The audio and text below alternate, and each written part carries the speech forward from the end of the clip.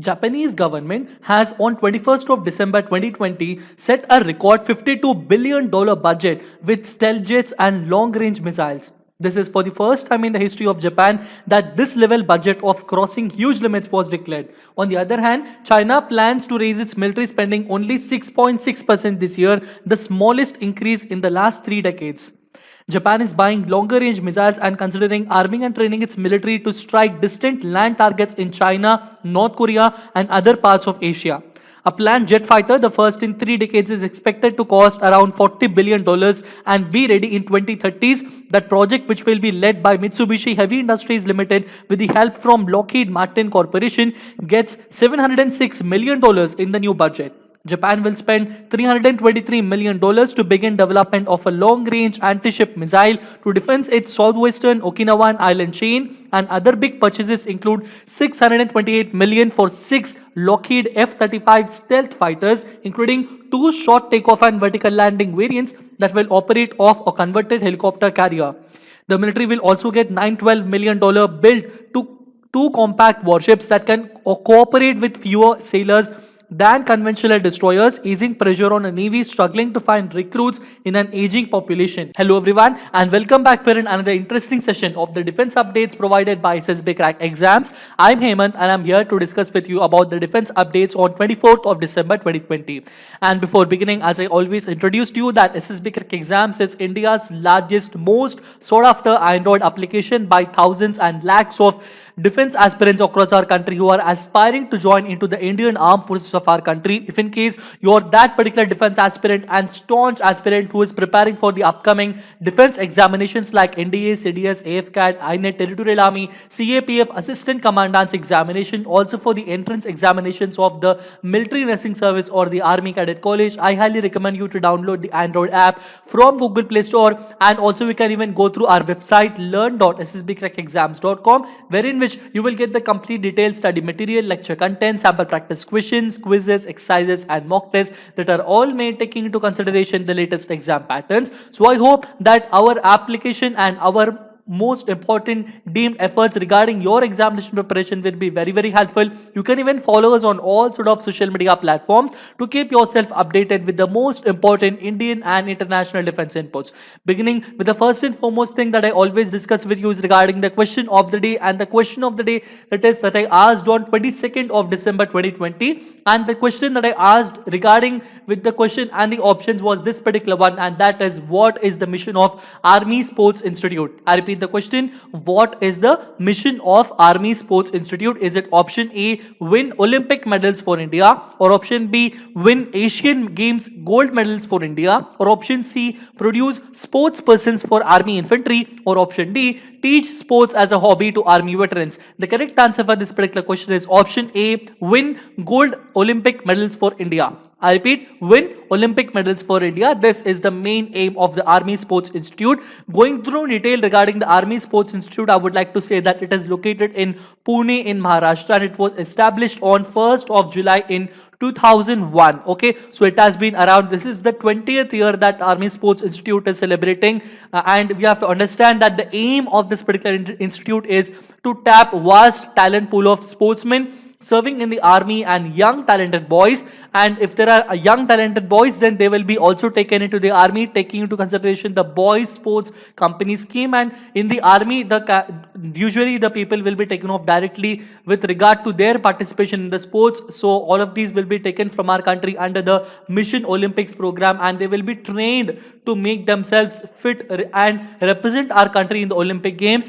We have to understand that there are few sports only that are trained in the Army Sports Institute, and they include archery, athletics, boxing, diving, wrestling, fencing and weightlifting. I repeat, archery, athletics, boxing, diving, wrestling, fencing and weightlifting. These are the only games that are taught in the Army Sports Institute of Pune in Maharashtra. Okay, going through now with the first and foremost important defense update is regarding the maiden launch of the medium range surface to air missile. MRSCM has been successful in its efforts. We have to understand that MRSCM is the army version of that particular missile. It was launched from the interim test range in Chandipur off the coast of Odisha at about 4 o'clock on 23rd of December 2020, that is yesterday, and the missile has destroyed a high speed unmanned aerial target which was mimicking an aircraft with a direct hit. You have to understand that MRSCM is being developed by DRDO in collaboration with Israeli Aerospace Industries. If we go through the history regarding this particular MRSCM program, it was actually signed long back in February of 2009. The Indian Air Force will buy 450 MRSCMs and 18 firing units at a value of more than $2 billion. We have to understand that MRSCM is being built in as a collaboration between the Defense Research and Development Organization along with the Israeli Aerospace Industries, and Indian Air Force ordered one MRSCM regiment including 16 firing units and associated fire control systems and surveillance systems. Israeli Aerospace Industries and DRDO conducted 3 flight tests of the MRSCM weapon system at the ITR in Odisha in July 2016, and after that again the tests are being conducted this particular day, and these are being conducted to validate all missile components, and the missile has successfully intercepted a moving aerial target and hit the particular target. So MRSCM were exhibited by IAI at the Aero India 2017 held in February, and in 2017 Israeli Aerospace Industries received approximately $2 billion contract for providing advanced medium range surface to air missiles for the Indian Army in April 2017, and will also supply additional LRSCMs for the Indian Navy. In January 2019, it entered a $93 million agreement with the Indian Navy and Cochin Shipyard for providing naval MRSCM, and it will mainly offer maintenance and other services for various MSRAM subsystems. And regarding this particular update, this is regarding the army version of the MRSCM, and its maiden launch has been declared successful, which is a very appreciable update that we are considering for today. Going through now with the next most important update is regarding that the Indian Army has signed a memorandum of understanding with the Bank of Baroda for a new Baroda military salary package, and this is regarding the most prime important update for today that we can consider. So this memorandum of understanding was signed between Indian Army and Bank of Baroda, and this is regarding the most important issues, and as of now Bank of Baroda is considered to be the leading bank wherein which it will offer the services towards the Indian Army. This MOU was signed by Lieutenant General Ravin Khosla, who is the DG of MPNPS, and Shri Vikramaditya Singh Khichi, who is the Executive Director of the Bank of Baroda, in the presence of Lieutenant General Harsha Gupta. You have to understand that the services under this package will be offered to the serving and retired personnel of Indian Army through the bank's network. And what did they actually sign, sir, and what all are the benefits given by this particular package regarding this Baroda military salary package? The main reason, these are the points here. They mainly include these 10 most important benefits, and they include free personal accidental insurance cover, permanent total disability cover, partial disability cover, air accident insurance cover of sizable amounts, higher education cover, and girl child marriage cover on death in case of serving personnel. Going through unlimited free ATM transactions at all bank ATMs. This is very appreciable one. Like unlimited free ATM transactions at all bank ATMs. Waivers or concessions on various service charges in retail loans, free remittance facility through RTGS or NEFT, free demand draft or banker's check, and substantial discount in locker rentals. We have to understand that the package offers incredibly attractive benefits, and among all of these other offerings might also include all of these that are being shown up about. So the services under this will be offered to the serving and retired personnel through the bank's network of over 8,200 domestic branches and around 20,000 business corresponding touchpoints. Okay, going through now, our next most important update is regarding that Army Chief had made a sudden visit to the Rishin La in Ladakh, and about all of these areas that are occupied, and General MM Naravane has undertook a spot inspection of the state of the habitat of the troops. That means he went to that particular place and he checked whether the troops are fine or not. And he visited the forward base Tara, and he also interacted with the local commanders and troops, and he also interacted with them. He gifted them a lot of important issues, and he gifted some important food and ration, and he interacted with the people who are mentioned there, and he exhorted all the ranks to always stay safe, stay fit, and maintain the integrity of our country, and they are all doing a very, very good job. And all the citizens of our country are absolutely proud of each and every particular person who is serving there. Okay, going through now with the next important update is regarding that Odisha ministers and legislators, they have witnessed the naval operations during the day at sea. Actually, this is an important program, and this day at sea is an event. It was organized by the Eastern Naval Command as a part of the 50 glorious years victory of 1971 Indo-Pak War. Okay, so regarding these Swarnim Vijayvarsh celebrations, Indian Navy has started various important programs, and among all of those programs, this is that particular program known as the Day at Sea. And during this particular program, Odisha's MLAs and one MP, okay, 90 members of Legislative Assembly and one MP from Odisha. So all of them have, along with the various officials from the state and district administration, they have embarked around 4 major combatant ships of the Eastern Fleet under the command of the Rear Admiral Sanjay Vatsayan, the flag officer commanding of the Eastern Fleet. So he has shown and expressed his gratitude towards all the legislators, and all of them were very happy and proud. They were able to experience the naval life, and they are able to experience the day at the sea.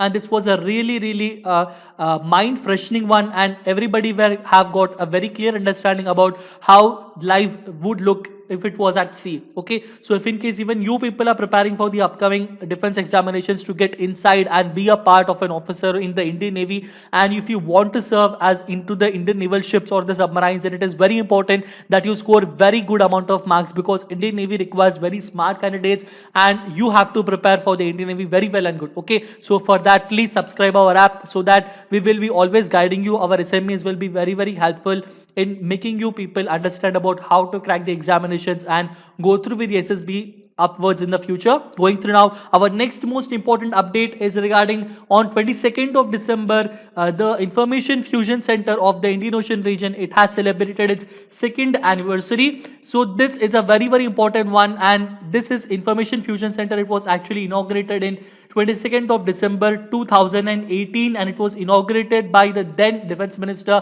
Srimati Nirmala Sitharaman ji. So the vision of this particular IFC was actually to strengthen maritime security by building a common coherent maritime situation picture and acting as a maritime information hub for the region. What region, sir? It is regarding the Indian Ocean region, as it is mentioned here in its logo itself. Okay, so this is regarding the very important update. And where is it located? And it works directly under the Navy's Information Management and Analysis Center, IMAC, in Gurugram, which is in Haryana. Okay, so directly works under the Information Management and Analysis Center in Gurugram, and it is a single point center linking all coastal radar chains to generate a seamless real-time picture of the nearly 7,500 kilometer coastline, sir. Okay, to get in detail regarding this on, we have to also understand that through this particular center, information on white shipping, commercial shipping will be exchanged with the countries in the region. That means which are with all the countries that are located in the Indian Ocean region, to provide and improve maritime domain awareness in the region. And this center has been active with many more countries, like around 18 countries are active with this particular IFC, and around 15 multinational maritime security centers have also been into direct link with the Information Fusion Center. Okay, this is a very important update, and remember that in the upcoming examination some question might pop up regarding the Information Fusion Center, so please remember regarding this particular one. Going to now with the next update is regarding Operation Tantre Pora has been launched on 21st of December by the Army's Northern Command, and this was a joint operation which was led by both Army's Northern Commanders along with the Jammu and Kashmir Police. So J&K Police have received some inputs that some important terrorists were located in that particular area. So cordon was laid, and on-spot interrogation confirmed the presence of 2 local terrorists in a house, and later on they were captured and the cordon were readjusted, and this particular operation was declared successful. So this is the Operation Tantre Pora. Okay, going through now with the next important update is regarding Japan has set a record $52 billion military budget with stealth jets, long-range missiles. So this is a very important one, and this is what I was discussing with you in the introduction. And as of now, the Japanese new Prime Minister Yoshihide Suga, his government has approved a 9th consecutive rise. That means this is for the 9th time that it has increased its rise in the military spending. So when did it declare regarding this particular most important budget? This is declared on 21st of December 2020, and mostly this might be regarding the defense from the threats posed by the China. So the Ministry of Defense will get a record of 5.34 trillion yen, which is around $51.7 billion for the year starting in April up to 1.1% from this particular year. This is for the first time in the whole Japanese history that Japan is spending this big amount towards defense budgets. Okay, so this is a very important and strategic update. Going through now, but the next important update is regarding that India and Japan have discussed the free sea routes. This is regarding both the defense ministers phone call and conversation between the defense ministers of India and Japan. Japanese new defense minister is Kishi Nobuo. He has been appointed as the new defense minister, and he, along with defense minister of Rajnath Singh, both of them have had their phone conversations, and both of them have had various other discussions, and both of them exchanged views on regional situations including the East China Sea and South China Sea. And Rajnath Singh has also expressed satisfaction at the ongoing defense cooperation between the two countries, and this is a very important update that we need to see. Going through, this is it regarding the today's important defense updates. Now we will have a very quick review by going through some of the most important questions, and the first and foremost question is, Indian Army signed an MOU with which bank for the new military salary package? It is option A, Bank of Baroda. Going through with the next question is, which states MLAs have recently visited the naval operations during day at sea? Is it Punjab or Andhra Pradesh or Haryana or Odisha? The correct answer is option D, Odisha. Going through, but the next question is, Information Fusion Center, Indian Ocean Region, IFC, IOR, it works under the Information Management and Analysis Center, IMAC, which is actually located at what place? It is actually located at what? Is it Ambala or Gurugram or Bangalore or Hyderabad? The correct answer for this particular one is option B, Gurugram. Going through with the next question is, Operation Tantrepora was launched where? Okay, is it launched in Bangalore or northeastern India or Jammu and Kashmir or Gujarat? The correct answer is option C, Jammu and Kashmir. Going through, Kishi Nobuo is the newly appointed Dash Minister of Japan. So Kishi Nobuo is the newly appointed Defense Minister of Japan. Now we will have the question of the day, and the question of the day for today is this particular one: where is Air Defense College of Indian Air Force located? I repeat, where is Air Defense College of Indian Air Force located? Is it option A, Lucknow, or option B, Dehradun, or option C, Hindon, or option D, Ambala?